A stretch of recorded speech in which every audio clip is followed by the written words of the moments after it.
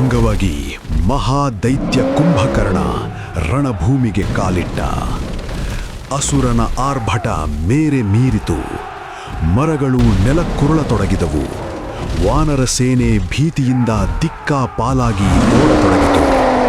ಕೈಗೆ ಸಿಕ್ಕ ವಾನರರು ಕುಂಭಕರ್ಣನ ಆಹಾರವಾಗತೊಡಗಿದರು.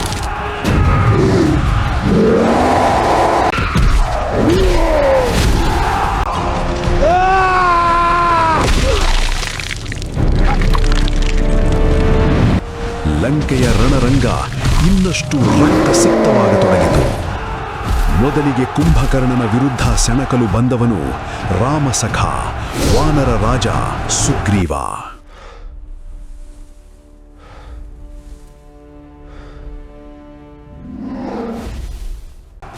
ಇಬ್ಬರ ನಡುವೆ ಘನಘೋರ ಸಮರ ಆರಂಭವಾಯಿತು.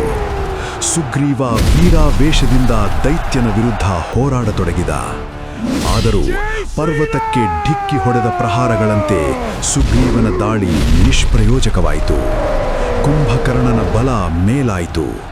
ಆ ದೈತ್ಯ ತನ್ನೆರಡು ಕೈಗಳಿಂದ ಒಮ್ಮೆಲೆ ಹಿಡಿದೆತ್ತಿ ತೂರಿದ ರಭಸಕ್ಕೆ ಸುಗ್ರೀವ ಮೂರ್ಛೆ ಹೋದ.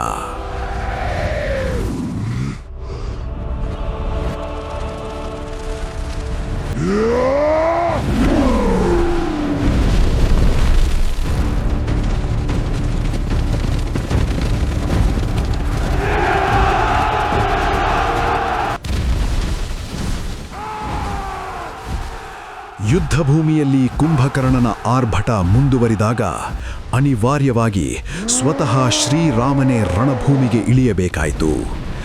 ಇಬ್ಬರ ನಡುವೆ ಮಹಾಸಮರ ಪ್ರಾರಂಭವಾಯಿತು. ಒಬ್ಬ ರೌದ್ರ ರೂಪ, ಇನ್ನೊಬ್ಬ ಶಾಂತ ಸ್ವರೂಪ.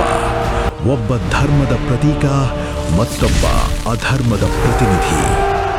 ಕುಂಭಕರ್ಣನ ಆಟಾಟೋಪ ಮುಂದುವರಿದರೂ ರಾಮನ ಬಾಣಗಳ ಮುಂದೆ ದೈತ್ಯನ ಬಲ ಕುಗ್ಗತೊಡಗಿತು.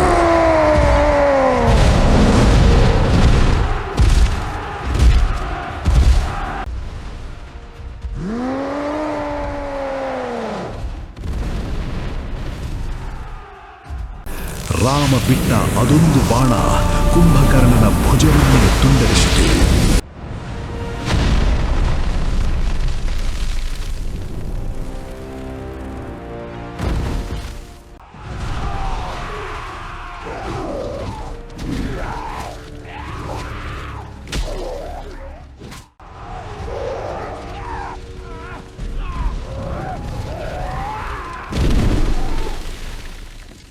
ಹೀಗೆ ಒಂದೊಂದು ರಾಮಬಾಣಕ್ಕೂ ಒಂದೊಂದು ಅವಯವಗಳನ್ನು ಕಳೆದುಕೊಂಡರೂ ಕುಂಭಕರ್ಣ ಇನ್ನೂ ಆರ್ಭಟಿಸುತ್ತಲೇ ಇದ್ದ.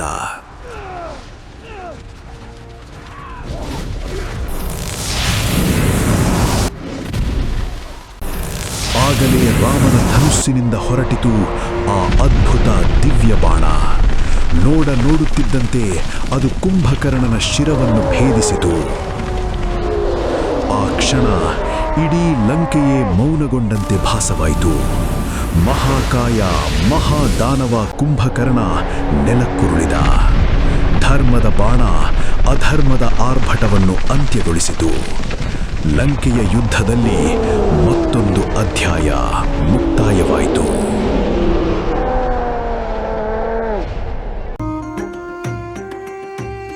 ಇದು ಕಲರ್ಸ್ ಆಫ್ ಕಲ್ಚರ್ ಚಾನೆಲ್ನ ಕೊಡುಗೆ. ಸಬ್ಸ್ಕ್ರೈಬ್ ಮಾಡಿ, ನಮ್ಮನ್ನು ಬೆಂಬಲಿಸಿ.